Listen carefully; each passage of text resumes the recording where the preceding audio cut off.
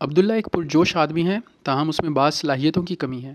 ایک دن وہ ظہر کی نماز کے لیے گھر سے مسجد کی طرف روانہ ہوا۔ راستے میں ایک آدمی کھجور کے درخت پر ایپرن پہنے چڑھا ہوا تھا۔ وہ کھجوروں کی کانٹ چھانٹ کر رہا تھا۔ عبداللہ نے یہ منظر دیکھا تو اسے حیرانی ہوئی کہ اس آدمی کو نماز کا ذرا خیال نہیں، گویا نہ اس نے اذان سنی ہے اور نہ اسے اقامت کا انتظار ہے۔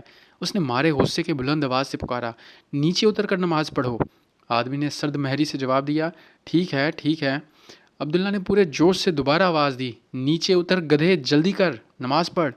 آدمی درخت پر ہی چلایا، کیا کہا، میں گدھا؟ پھر اس نے درخت کی ایک موٹی شاخ توڑی اور اترنے لگا تاکہ ٹہنی مار کر عبداللہ کا سر کھول دے۔ عبداللہ نے اس اندیشے کے پیش نظر کہ وہ اسے پہچان لے گا، اپنا چہرہ سر پر اڑے رومال سے چھپایا اور دم دبا کر مسجد کی طرف بھاگ کھڑا ہوا۔ وہ آدمی سخت غصے کی حالت میں کھجور سے اترا اور گھر چلا گیا۔ وہاں اس نے نماز ادا کی اور قدرے آرام کیا، پھر اپنا کام مکمل کرنے کے لیے گھر سے نکلا اور دوبارہ درخت پر چڑھ کر اس کی کانٹ چھانٹ میں مصروف ہو گیا۔ عصر کی نماز کا وقت ہوا تو عبداللہ معمول کے مطابق مسجد کی طرف روانہ ہوا۔ کیا دیکھتا ہے کہ راستے میں پھر وہی آدمی کھجور کے درخت پر چڑھا اپنے کام میں مشغول ہے۔ اس بار عبداللہ نے اپنا انداز بدلا اور پکارا، السلام علیکم، کیسے مزاج ہیں؟ آدمی نے جواب دیا، اللہ کا شکر ہے، خیریت سے ہوں۔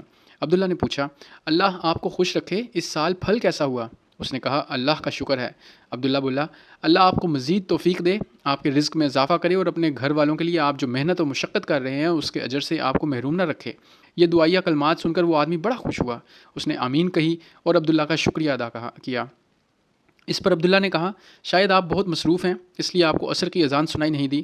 عصر کی اذان ہو چکی ہے اور جماعت کھڑی ہونے کو ہے۔ اگر آپ نیچے اتریں اور تھوڑا آرام کرنے کے بعد باجماعت نماز ادا کریں، پھر نماز کے بعد بقیہ کام پورا کر لیں تو بہت اچھا ہو۔ اللہ آپ کی صحت کی حفاظت کرے۔ آدمی نے کہا، کیوں نہیں، انشاءاللہ انشاءاللہ۔